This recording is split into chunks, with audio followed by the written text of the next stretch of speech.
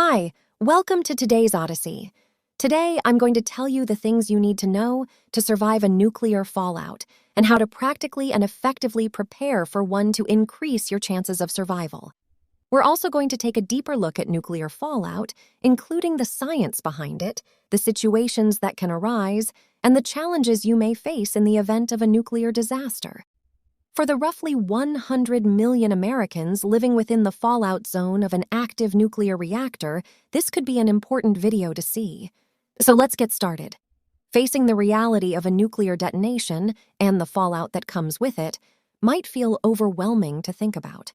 With that said, it's far from being a hopeless scenario. If you consider Akiko Takakura, for example, who was just 300 meters from ground zero at the Hiroshima explosion.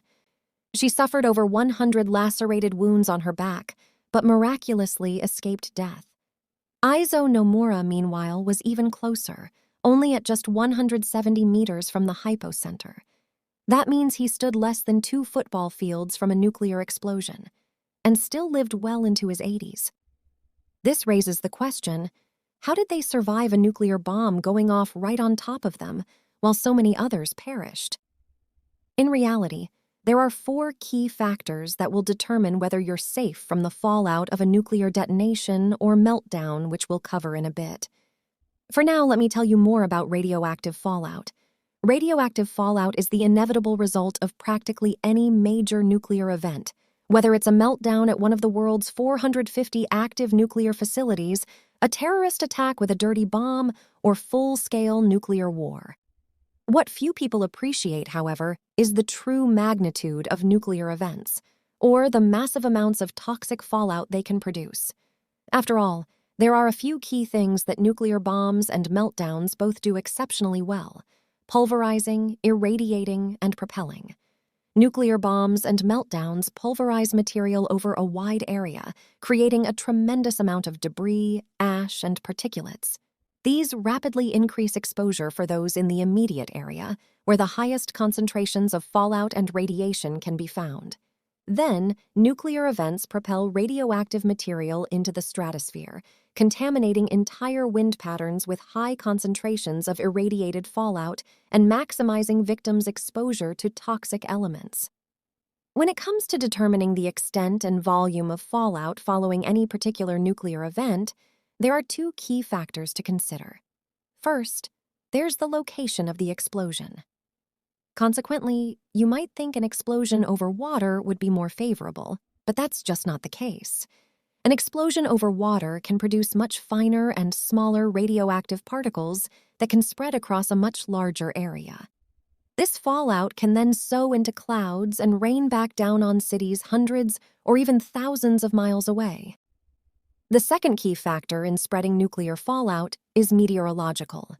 The fine particulates produced by a nuclear blast can be carried over hundreds of miles in a matter of hours and days. The fallout could still potentially reach you in a day or less. Also, animals can even spread the radioactive materials. For livestock who graze in fields covered in nuclear fallout, their radioactive diet might prompt their extermination, as in Chernobyl. In other instances, however, they may spread the fallout further by carrying it in their fur, droppings, and bodies. Vegetation is also a concern. After all, crops can be dusted with fallout from an explosion hundreds of miles away, as was the case with the French salad greens. These plants typically have to be safely destroyed to contain exposure. Knowing what to expect can provide a crucial advantage at a time when most people will still be reeling. After a nuclear blast, your very first priority will be finding the best possible shelter nearby. This is because you'll have about 15 minutes or less to do so. Remember that cars provide absolutely no protection, and that any indoor shelter is better than being outside. This is where a radio can come in handy, giving you a crucial lifeline to the outside world. After all, fallout is at its absolute worst in the first 72 hours. You're going to want to stay sheltered, but the intensity of radiation outside will plummet to more livable levels in just the first 3 days.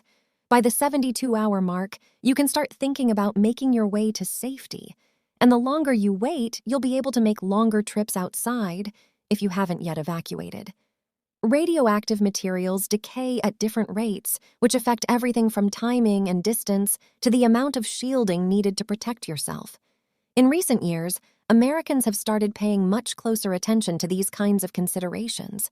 That's it for this video. You'll have to watch part 2 to know what you should do to prepare and increase your own odds of surviving the nightmare of a nuclear explosion.